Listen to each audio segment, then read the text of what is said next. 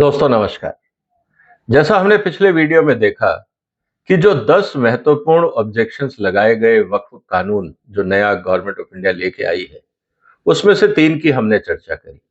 पहला ये कि वक्फ कौन कर सकता है, दूसरा ये कि जो वक्फ बाय यूजर की डेफिनेशन है उसमें क्या बदलाव होगा, और तीसरा अगर आपने वक्फ कर दिया तो जो परिवार के बाकी लोग हैं उनके जो इनहेरिटेंस राइट है उनका क्या होगा।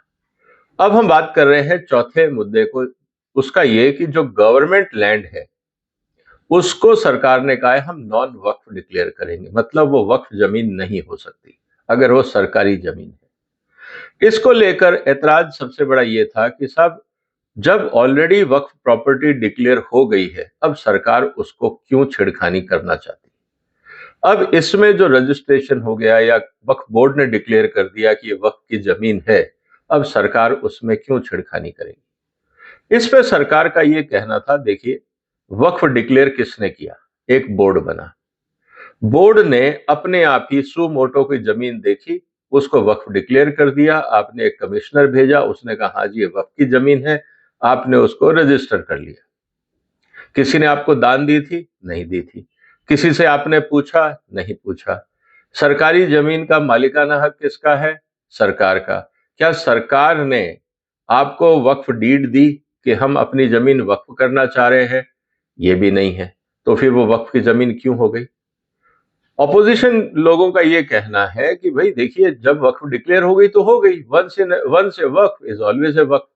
सरनेकार का ये नहीं चलेगा, ये एक्चुअली धोखाधड़ी है, क्योंकि जो लोग सरकारी जमीन पे कब्जा करना चाहते थे, सरकार की जमीनें अक्सर प्राइम लोकेशन में है, रेलवे स्टेशन के पास होगी, सेक्रेटरीट के पास होगी, कोर्ट्स के आसपास होगी, बहुत सारे एयरपोर्ट्स के आसपास होगी। तो जहां पे भी सरकारी संस्था बनती है वो जमीन प्राइम हो जाती है। अब आपने उस प्राइम जमीन को कब्जा करना है तो आपने उसको वक्फ डिक्लेयर कर दिया।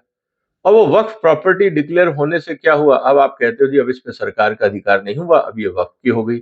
अब वक्फ ने किसको किराए पे दी, किसने धांधली करी, इसके इन्वेस्टिगेशन में, इसके लिटिगेशंस में सालों लग जाएंगे, और अल्टीमेटली वो जमीन सबको पता है कि वो सरकारी है। इसी तरह से गांव में चरावाह की जमीनें, जो फार्म लैंड या ग्रेजिंग लैंड जिसको बोलते हैं, अब पंचायत की जमीन है, गांव से थोड़ी दूर है, सैकड़ों एकड़ जमीनें पड़ी हैं, आपने उसको वक्फ डिक्लेयर कर दिया। तो ये सब जो है जनता की जमीनों को कब्जाने का तरीका है, और ये बार बार ऐसा आया है कि सरकारी जमीनों को कब्जाया गया है। इसी तरह से बहुत सारे स्कूल हैं, एएसआई की प्रॉपर्टीज हैं, पुराने किले हैं, मंदिर है, किसी को भी आपने वक्फ डिक्लेयर कर दिया। क्या यह इस देश में चल सकता है? तो इसीलिए सरकार ने कहा कि ये सरकार का अधिकार है कि हम जमीन के मामले में हस्तक्षेप कर सकते हैं, क्योंकि ये राष्ट्रीय संपदा है। जो सरकारी जमीन है वो किसी की इंडिविजुअल प्रॉपर्टी नहीं है, वो नेशनल एसेट है।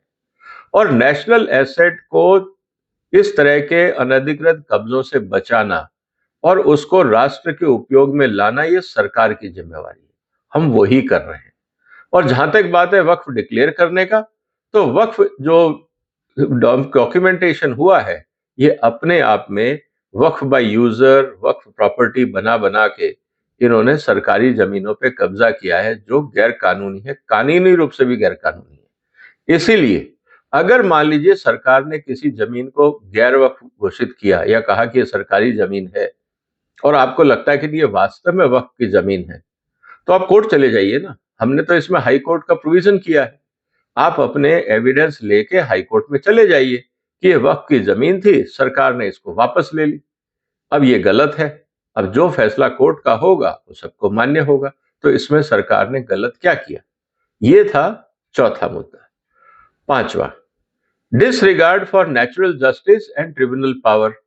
इन्होंने ये कहा कि सब सरकारी जमीन है, आपने कलेक्टर को उसका मालिकाना हक दे दिया कि भाई कलेक्टर डिसाइड करेगा। सर, जो कलेक्टर है वो सरकार की तरफ से नुमाइंदा होता है, सरकार का कर्मचारी होता है, वो तो अपने ही कर्मचारी जो है वो अपनी ही सरकार के फेवर में जजमेंट देगा। ये आर्ग्यूमेंट लोगों ने लिया कोर्ट में। सरकार का ये कहना था कि भाई जितने ट्रिब्यूनल हैं हिंदुस्तान में, चाहे वो एनवायरमेंट के हैं, चाहे वो टैक्सेशन के हैं, या किसी भी मुद्दे पे है, वहां तो है तो सारे सरकारी कर्मचारी। क्या वो सारे फैसले हमेशा सरकार के फेवर में होते हैं या तथ्यों के आधार पर होते हैं? ये बात हमें समझनी होगी। अब इस स्थिति के अंदर उन्होंने कहा नहीं साहब, जो सरकारी कलेक्टर है वो जो है वो उत्तराधिकारी या सरकार की तरफ से नुमाइंदा नहीं हो सकता, क्योंकि वो खुद ही सरकार की प्रॉपर्टी को, जिसको आप कह सकते हो कि सरकारी संपदा का जो निर्णय है, मैनेजमेंट है, वो कलेक्टर के हाथ में है।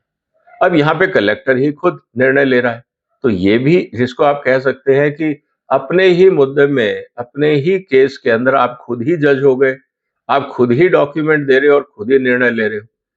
एक्चुअली अगर देखा जाए तो वक्फ बोर्ड की स्थिति यही थी कि वक्फ बोर्ड में अगर किसी जमीन को आपने कहा ये वक्फ की जमीन है, तो कमिश्नरेट कौन अपॉइंट करता था? सर्वे कमिश्नर, वक्फ बोर्ड। ट्रिब्यूनल में कौन होता था? वही मुस्लिम लोग। तो आप उस समय जब कर रहे थे तो सब ठीक था, अब सरकार ने किया तो गलत। लेकिन जो सरकार का कर्मचारी है वो कानूनों से चलता है, उसको एविडेंस देख के बात करनी है, और अगर कुछ गलत है तो आप कोर्ट चले जाइए, ये प्रावधान है। लेकिन ट्रिब्यूनल में ऐसा प्रावधान नहीं था कि आप कोर्ट नहीं जा सकते। अगर आप पुराना कानून देखेंगे दोस्तों, उसमें था कि अगर एक बार ट्रिब्यूनल ने डिसीजन ले लिया, आप उसको कहीं पे भी चैलेंज नहीं कर सकते। और ये कहते हैं कि आपने ट्रिब्यूनल की पावर घटा दी। अब एक मैं आपको इंटरेस्टिंग एविडेंस यहां देता हूं। जब किसान आंदोलन हुआ था, तब उस समय ये कहा गया था इन्हीं लोगों के द्वारा कि जो किसान का अगर विवाद होता है कि अपनी फसल को लेकर, आप कहते हो वो कलेक्टर या मजिस्ट्रेट के पास जाए, आपने उसको कोर्ट जाने से क्यों रोका? किसान को कोर्ट जाने का हक होना चाहिए। सरकार का ये कहना था कि कोर्ट एक लंबी प्रक्रिया है, शायद किसान वो खर्चे नहीं उठा पाएगा, इसलिए हम चाहते हैं मजिस्ट्रेट या कलेक्ट्रेट के लेवल पे ही आर्बिट्रेशन या मीडिएशन के मामले में एक मामला खत्म हो जाए और किसान को उसका पैसा मिल जाए। लोगों ने कहा नहीं, ये नहीं चलेगा, किसान को कोर्ट जाने का अधिकार होना चाहिए। यहाँ पे वही लोग कहते हैं कि ट्रिब्यूनल का जो मुद्दा है वो ट्रिब्यूनल तक सीमित होना चाहिए, आपने इसको कोर्ट जाने की इजाजत क्यों दी? कानून में कोर्ट को आप क्यों ले आए? इसका मतलब ये दोहरी नीति सिर्फ अपने फायदे के लिए। तो इस पे सरकार ने कहा कि जो हमारे कर्मचारी हैं वो सारे ट्रिब्यूनल अगर सरकारी कर्मचारी हैं, यहाँ तक कि जो जुडिशरी है, लोअर जुडिशरी जो एग्जाम पास करके आती है वो भी तो सरकारी एग्जाम पास करती है। तो आप कह देंगे जितना लोअर जुडिशरी में काम हो रहा है वो सरकार के हिसाब से हो रहा है। हाई कोर्ट में जो भी मैनेजमेंट है, तनख्वाहें, वो तो सरकार दे रही है। सुप्रीम कोर्ट में जो तनख्वाहें आ रही हैं वो भी सरकार दे रही है। तो क्या सारे जजेस सरकार के हिसाब से काम करेंगे? ये बात हमें समझनी होगी। तो सरकार ने कहा ऐसा कुछ नहीं है। और जहां तक बात है जमीन की, ये बहुत सीधी सी बात है कि कोई भी जमीन अगर डिस्प्यूटेड है उसकी स्क्रूटनी होनी चाहिए, क्योंकि ये सरकार की जिम्मेवारी है। और संविधान भी अगर आप देखें कि जो आर्टिकल 39B है उसमें साफ साफ लिखा है कि ये सरकार की जिम्मेवारी है कि सरकारी जमीनों की देखरेख करे, क्योंकि वो पब्लिक प्रॉपर्टी है, देश हित की प्रॉपर्टी है। तो हम तो वही कर रहे हैं जो संविधान में लिखा हुआ है। अब देखते हैं इस पे सुप्रीम कोर्ट के क्या विचार आते हैं। इसके अलावा एक और इंपॉर्टेंट मुद्दे पे जो मुद्दा उठा वो ये था कि जो अभी प्रोटेक्टेड साइट है, आर्कियोलॉजिकल सर्वे ऑफ इंडिया की जो पुरातात्विक संपदा है, आपने उसको वक्फ से बाहर निकाल दिया। इनका ये कहना था कि साहब बहुत सारे ऐसे हिंदू मंदिर हैं जो एएसआई के अंदर प्रोटेक्टेड है, लेकिन वहां पे वो हिंदू संस्थानों के पास है, तो आप मुस्लिम संस्थानों को वहां से क्यों बेदखल कर रहे हो? इस पे सरकार का ये कहना था, देखिए जितनी भी एएसआई प्रॉपर्टीज है, एएसआई ने खुद आके ये ज्वाइंट जेपीसी को कहा, ज्वाइंट पार्लियामेंट्री कमेटी को, कि बहुत सारी ऐसी साइट्स हैं जिनको वक्फ प्रॉपर्टी डिक्लेयर कर दिया गया है। अब ना तो हम उन साइट की मेंटेनेंस कर पा रहे हैं, ना उनका हम रख रखाव कर पा रहे हैं। इससे वो जो साइट्स हैं वो खराब हो रही हैं। बहुत सी साइट्स जिनको वक्फ प्रॉपर्टी डिक्लेयर कर दिया उसके बाद वहां पे तोड़फोड़ किया जा रहा है, उनका जो ओरिजिनल स्ट्रक्चर है उनको ध्वस्त किया जा रहा है और वहां पे नई इमारत खड़ी की जा रही है। तो अब उसका एएसआई का सिग्निफिकेंस तो खत्म हो गया, अब वो साइट का आर्कियोलॉजिकल सिग्निफिकेंस खत्म हो गया जब आपने उसको तोड़ दिया। अब जैसे आप ज्ञानवापी मस्जिद को देखिए, वहां पे हिंदू मंदिर को तोड़ के अगर आप उस पर मस्जिद बनाते हैं और जो दीवारें अभी दिख रही हैं उसको भी कल को आप सीमेंट कर देते हैं चारों तरफ से, तो कौन कहेगा कि यहाँ मंदिर था? और अगर वो वक्फ प्रॉपर्टी है और आप उसमें एएसआई को मेंटेनेंस करने नहीं देंगे, तो ऐसी बहुत सारी प्रॉपर्टीज हैं जिनका आप कैरेक्टर और एग्जिस्टेंस ही मिटा देंगे। तो क्या ये राष्ट्र हित में होगा? क्या ये सामाजिक हित में होगा? हम अपनी आर्कियोलॉजिकल संपदा को डिस्ट्रॉय नहीं कर रहे हैं। ये मुद्दा जब सुप्रीम कोर्ट में उठाया जाएगा, अब देखते हैं कि सुप्रीम कोर्ट इस पे क्या व्यू लेता है। लेकिन सीधी सी बात है कि आर्कियोलॉजिकल साइट्स जो राष्ट्र की गौरवपूर्ण संपदा हो सकती है, आप उससे छेड़खानी नहीं कर सकते। इसीलिए एएसआई का गठन किया गया और सरकार वही कर रही है। इसके अलावा एक मुद्दा और आता है। सरकार ने यह कहा कि tribal lands can not be Waqf properties, क्योंकि भारत सरकार का कानून यह बोलता है कि अगर ट्राइबल लैंड है वो कन्वर्ट नहीं हो सकती। इस पर सुप्रीम कोर्ट ने भी एक टिप्पणी की थी।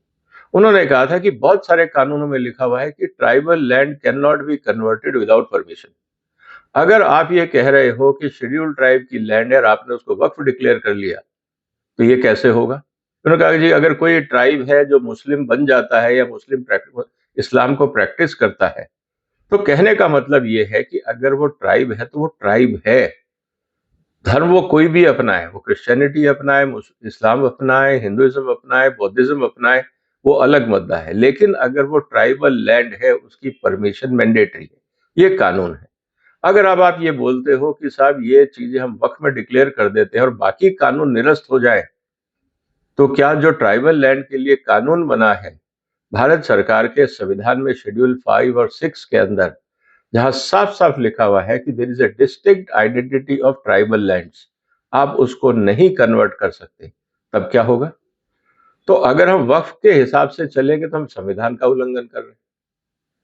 अब ये मुद्दा सरकार ने उठाया कि हम तो वही कर रहे हैं कि ज्यादा से ज्यादा जो ट्राइबल लैंड वक्फ बोर्ड एक्वायर करता जा रहा है, ये संविधान के खिलाफ है और हमें उस पर रोक लगानी है, क्योंकि संविधान में कहा गया है कि ट्राइबल लैंड इस तरह से एनक्रोच नहीं हो सकती।